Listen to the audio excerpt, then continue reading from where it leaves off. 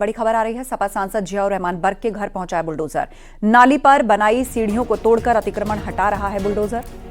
इस वक्त की बड़ी खबर, सपा सांसद के घर चला है बुलडोजर। नाली पर बनाई गई सीढ़ियों को तोड़ा गया है और अतिक्रमण को हटाया जा रहा है। सपा सांसद जियाउर रहमान बर्क के घर बुलडोजर पहुंचा है और सीढ़ियां बनाई गई थी नाले को घेर करके, तो ये अतिक्रमण का हिस्सा है जिसको बुलडोजर तोड़ रहा है। सुनील कुमार से अपडेट लेते हैं। सुनील, बताइए, पैमाइश की गई होगी, क्या क्या यहाँ पर अवैध मिला है? देखिए, मैं आपको बता दूं, संभल में इन दिनों अतिक्रमण हटाओ अभियान चल रहा है। गली मोहल्लों बस्तियों जहाँ पर एनक्रोचमेंट है, जहाँ पर नाले को कब्जा किया है, सबको बुलडोजर हटा रहा है। इस अभियान के दौरान आज संभल के दीपकसराय में बुलडोजर पहुंचा है, जहाँ सांसद का आवास है। सांसद के आवास के सामने नाली पर बनी हुई सीढ़ियों को बुलडोजर ने तोड़ा है। जी बिल्कुल, तो फिलहाल नाले के ऊपर सीढ़ियां बनी थी, उसे तोड़ा गया। इससे पहले बिजली का मीटर बदला गया और ये पाया गया कि 6 महीने तक 0 यूनिट आई उनके बिजली के बिल में। उसे लेकर भी किस तरह का विवाद हुआ? सुनील, विस्तार से बताइए। देखिए, मैं आपको बता दूं, संभल सांसद के बिजली चोरी के मामले में इस मकान में 2-2 किलोवाट के 2 कनेक्शन थे। एक शफीकुर रहमान बर्क के नाम था, एक सांसद जियाउर रहमान बर्क के नाम था। दोनों में 5 महीने और 6 महीने अलग अलग टाइम जो है बिजली नहीं चली, 0 यूनिट आया था। जिसके बाद में बिजली महकमे ने मामला बिजली चोरी का पाते हुए स्मार्ट मीटर लगाया था। स्मार्ट मीटर की टेस्टिंग में बिजली चोरी की पुष्टि हुई। इसके बाद सांसद पर 1,91,000 रुपए का जुर्माना लगाया गया है। वहीं पर सांसद के मकान की बिजली भी काट दी गई है। जी बिल्कुल, और इस वक्त बड़ी खबर संभल की, यहाँ पर बुलडोजर चल रहा है जियाउर रहमान बर्क के घर पर। इस बीच सुनील, समाजवादी पार्टी जो है वो साथ खड़ी है जियाउर रहमान के। बिजली मीटर मुद्दे पर भी कहा गया और बुलडोजर को लेकर भी कहा गया कि भाई जानबूझकर मुसलमानों के ही घर पर क्यों चल रहा है ये? देखिए, मैं आपको बता दूं, बिजली मुद्दे पर अखिलेश यादव ने बीजेपी को निशाना बनाया था। बीजेपी के लिए कहा था कि बीजेपी के लोगों की भी बिजली चेकिंग कराएं। इसका मतलब अखिलेश यादव ने ये मान लिया कि उनकी पार्टी के लोग जो बिजली चोरी कर रहे थे। वहीं इस सब राजनीति से इतर संभल में लगातार बिजली चोरी और एनक्रोचमेंट हटाने की कार्रवाई चल रही है। दरअसल में संभल में सांसद के मोहल्ले में 80% बिजली की चोरी है, 80% का लाइन लॉस है। यहाँ से बड़ा नुकसान सरकार का होता है। सरकार एक तरफ पूरे टाइम बिजली देने की कोशिश कर रही है, तो वहीं अपनी रिकवरी भी करेगी। जब बिल नहीं पहुंचेगा तो सरकार बिजली कैसे देगी? तो ये एक सरकारी प्रक्रिया है, प्रशासनिक प्रक्रिया है, जिसके तहत बिजली चेक की जा रही है।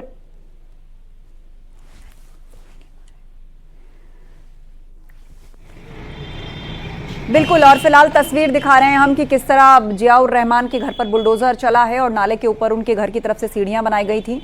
और सुनील, अगर बात की जाए जियाउर रहमान के जिस घर को हम तस्वीर में दिखा रहे हैं, दरअसल इसका कौन कौन सा हिस्सा चिन्हित किया गया है जिस पर बुलडोजर चल सकता है? इसे लेकर क्या शिकायत पूर्व में की गई थी कोई? देखिए, ये वही वाला पोर्शन है जिसके लिए नोटिस प्रशासन ने दिया हुआ था। इसका नक्शा पास नहीं था मकान का। वैसे पूरे मकान की अब तक ये पुष्टि नहीं हुई है कि पूरे मकान का नक्शा पास है।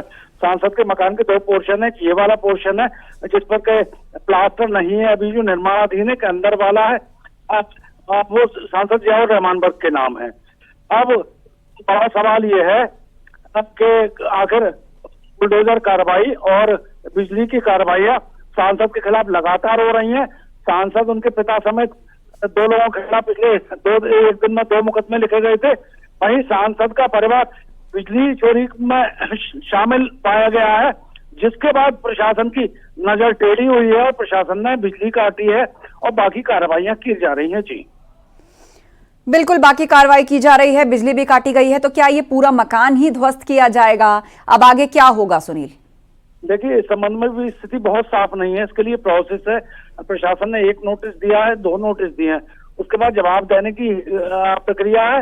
यदि जवाब नहीं दिया जाता है या प्रशासन सांसद के जवाब से संतुष्ट नहीं होता है, उस समय अंतिम कार्रवाई बुलडोजर की कार्रवाई होती है, जिसको भी प्रशासन यहाँ पर कर सकता है। जी और बिजली के मामले की बात अगर की जाए तो ये जो बिल वाला मैटर है, सिर्फ जियाउर रहमान नहीं, कहा जा रहा है कि उनके दादा यानी शफीकुर रहमान बर्क के समय में भी बिजली के मीटर में 0 यूनिट महीने का बिल आया करता था।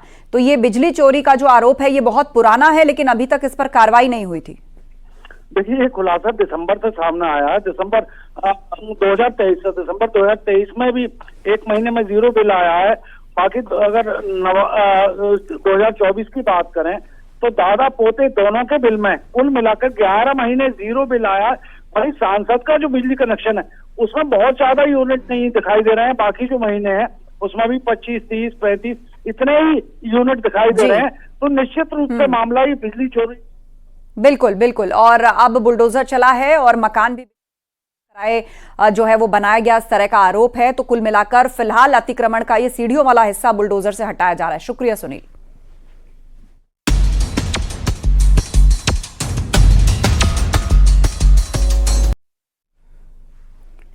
एएसआई की टीम आज संभल पहुंच सकती है। संभल में मिले प्राचीन शिव मंदिर की कार्बन डेटिंग से जांच होनी है और संभल पहुंचकर एएसआई की टीम शिव मंदिर और वहां मिले कुएं की खुदाई जिसकी की जा रही है उसका सर्वे भी करेगी। इस सर्वे के माध्यम से एएसआई ये जानने की कोशिश करेगी कि ये मंदिर और कुआं कितना पुराना है।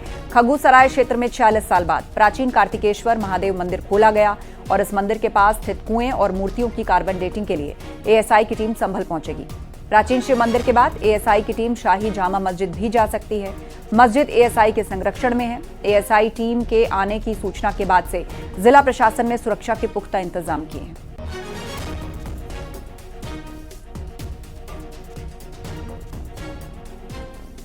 और इस बीच संभल में मिले प्राचीन शिव मंदिर और उसके परिसर में स्थित कुएं की कार्बन डेटिंग के लिए एएसआई की टीम जल्द ही सैंपल लेने के लिए पहुंच सकती है। इससे पहले गुरुवार को नायब तहसीलदार के नेतृत्व में राजस्व विभाग की टीम ने मंदिर के परिक्रमा स्थल और उसके आसपास के रास्तों की पैमाइश कर निशान लिए और दावा है कि पैमाइश के बाद मंदिर के आसपास अतिक्रमण को हटाने की प्रक्रिया भी जल्द शुरू की जाएगी।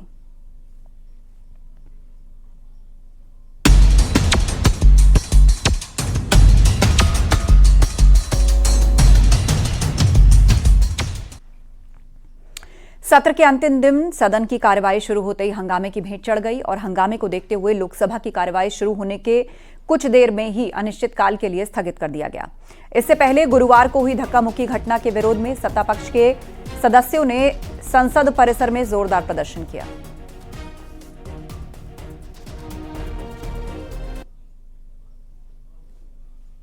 तो विपक्ष का हंगामा, कार्यवाही स्थगित। सदन शुरू होते ही विपक्ष ने हंगामा शुरू कर दिया, जिसके थोड़ी देर बाद सदन को स्थगित कर दिया गया। धक्का मुक्की पर फुल सियासत इस वक्त चल रही है। लोकसभा की कार्रवाई को स्थगित कर दिया गया है। इससे पहले गुरुवार को धक्का मुक्की जो सदन के बाहर हुई, उस घटना के विरोध में सत्ता पक्ष के सदस्यों ने संसद परिसर में जोरदार प्रदर्शन किया। बीजेपी के 2 सांसदों को चोट आई। सत्र के अंतिम दिन कार्यवाही शुरू होते ही हंगामा हुआ और फिर लोकसभा को अनिश्चितकाल के लिए स्थगित कर दिया गया। माननीय सदस्यगण, मैं आप सभी से पुनः आग्रह करता हूं कि संसद की गरिमा मर्यादा बनाए सबकी सामूहिक जिम्मेदारी है।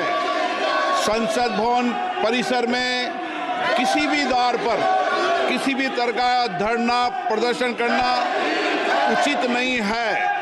आप सभी को इस विषय पर नियमों की अनुपालना करना सुनिश्चित करना पड़ेगा। मैं पुनः आग्रह करता हूं, इसको गंभीरता से लें और किसी भी स्थिति के अंदर द्वार पर और परिसर पर प्रदर्शन न करें, नहीं तो संसद को उचित कार्रवाई करनी पड़ेगी।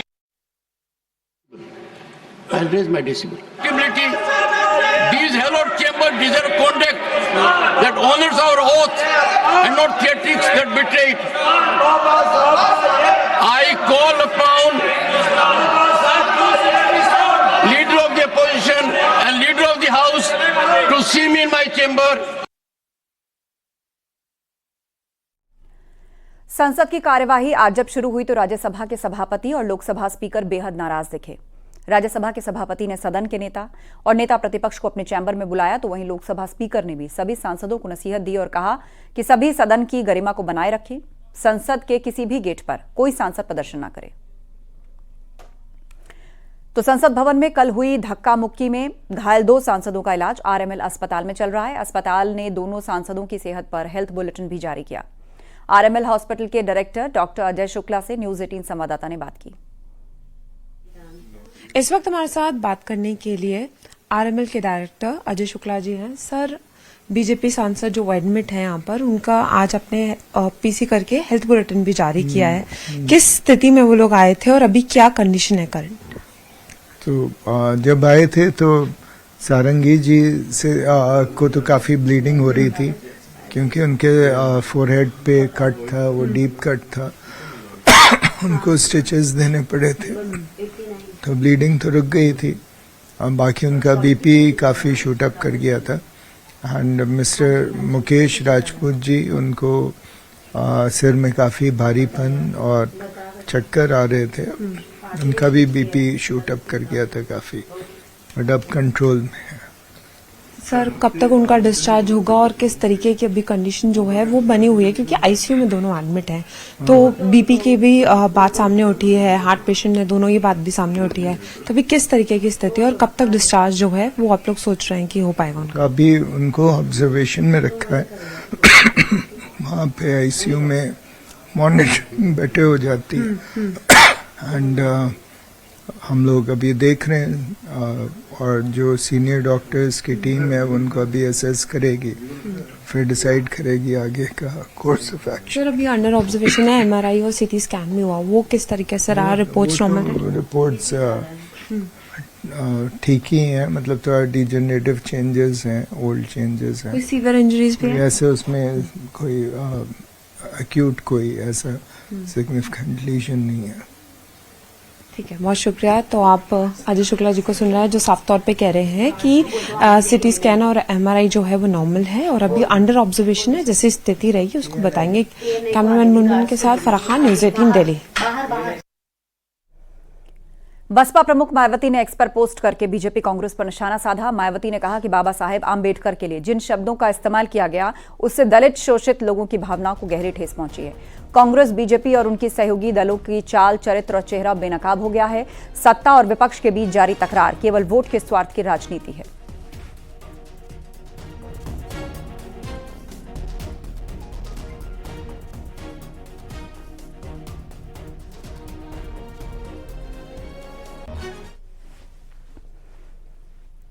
और खबर दिल्ली से, धक्का मुक्की केस से जुड़ी बड़ी खबर है। सपा नेता रामगोपाल यादव का विवादित बयान सामने आया। बीजेपी सांसदों की चोट को बताया फर्जी। सांसदों को फर्जी भर्ती कर इलाज किया जा रहा है। क्या डिमांड कर रहे हैं और सदन में लगातार बाधा चले, इसको लेकर क्या कहेंगे? जिन लोगों ने झूठी रिपोर्ट राहुल गांधी के खिलाफ लिखाई है उनके खिलाफ कार्रवाई होनी चाहिए और सही एक बोर्ड के जरिए जांच होनी चाहिए इनके चोट लगी है कि नहीं लगी। अब उनके 2 सांसद हैं, वो अस्पताल भी गए हैं, क्या उस पर भी आपको सवाल उठता है? बिल्कुल उठता है सवाल, बिल्कुल है।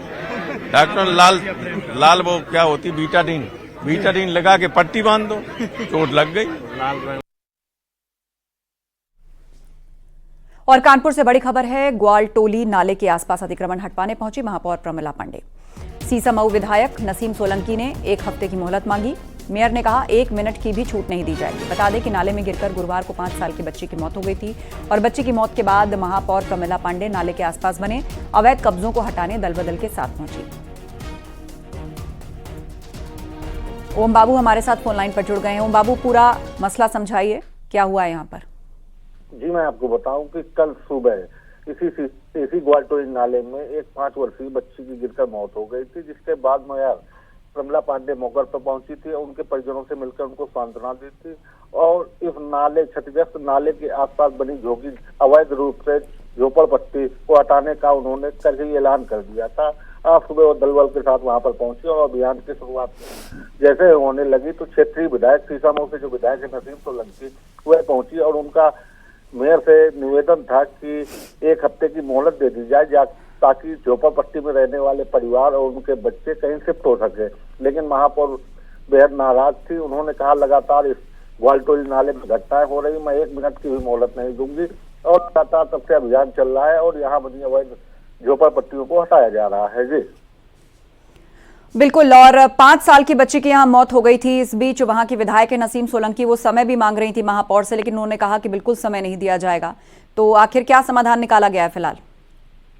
फिलहाल अभियान लगातार जारी है और महापौर ने ऐलान किया है कि यहाँ जितने भी अवैध कब्जे हैं उन्हें हटा दिया जाएगा और उसके बाद जो ये ग्वालटोली क्षतिग्रस्त नाला है इसके आसपास 8 फीट की दीवार बनाई जाएगी ताकि दोबारा किसी तरह की दुर्घटना न हो। बता दूं मैं, ये नाला बहुत ही बड़ा नाला है, ग्वालटोली नाला, जहाँ पर कई मोहल्लों का पानी यहाँ से होकर फिर आगे ट्रीटमेंट प्लांट की ओर जाता है। लेकिन इस नाले में एक बार स्लैब डाली गई थी, लेकिन जगह जगह स्लैब टूट गए, जिस कारण आए दिन यहाँ दुर्घटनाएं घटती है। इसके मद्देनजर महापौर ने स्थायी हल ढूंढने का प्रयास किया है। उनका कहना है कि सीसामऊ से लेकर ग्वालटोली तक इस नाले के अगल बगल दीवार खड़ी की जाएगी और यहाँ पर किसी प्रकार के अवैध बस्तियां नहीं रहेंगी, क्योंकि बस्तियों में खेलने वाले तमाम बच्चे, छोटे बच्चे आए दिन नाले में गिर जाते हैं, जिससे उनकी मौत हो जाएगी। जी बिल्कुल, जानकारी के लिए शुक्रिया। आप नजर बनाए रखिए।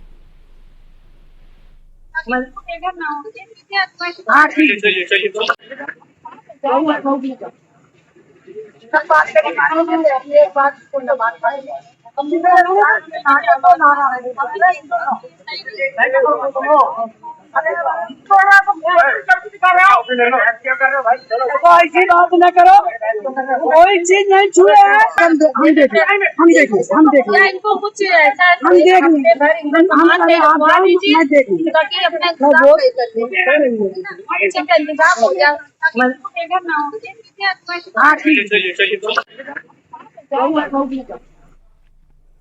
एक देश एक चुनाव के लिए जेपीसी सदस्यों का ऐलान। भर्तृहरि मेहताब होंगे जेपीसी चेयरमैन। लोकसभा से 27, राज्यसभा से 12 सांसद होंगे। एक देश एक चुनाव जेपीसी सदस्यों का ऐलान हो गया है। वन नेशन वन इलेक्शन को लेकर जेपीसी के चेयरमैन होंगे भर्तृहरि मेहताब। लोकसभा से 27 और राज्यसभा से 12 सांसद इसके सदस्य होंगे और चेयरमैन होंगे भर्तृहरि मेहताब।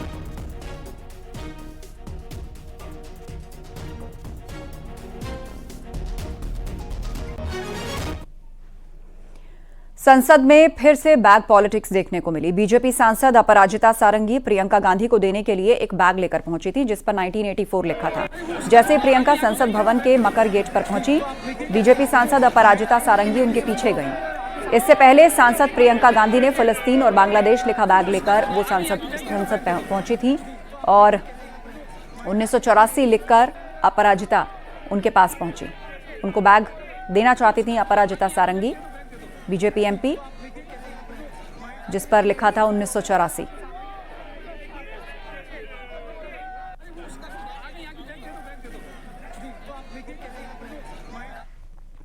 आरएसएस प्रमुख मोहन भागवत ने मंदिर मस्जिद विवाद पर बड़ा बयान दिया। भागवत ने मंदिर मस्जिद विवाद पर मोहन भागवत का बड़ा बयान लेकर चिंता व्यक्त करते हुए कहा, हमें दुनिया को दिखाना होगा कि हमारा देश सद्भावना के साथ रह सकता है।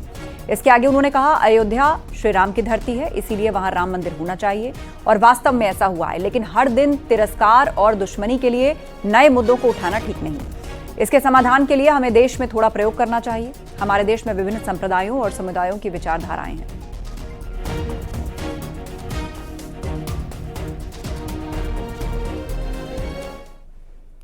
आइए अब आपको मंदिर मस्जिद विवाद पर मोहन भागवत का पूरा बयान सुनाते हैं, जिसमें उन्होंने कहा कि हमें दुनिया को दिखाना होगा कि हमारा देश सद्भावना के साथ रह सकता है।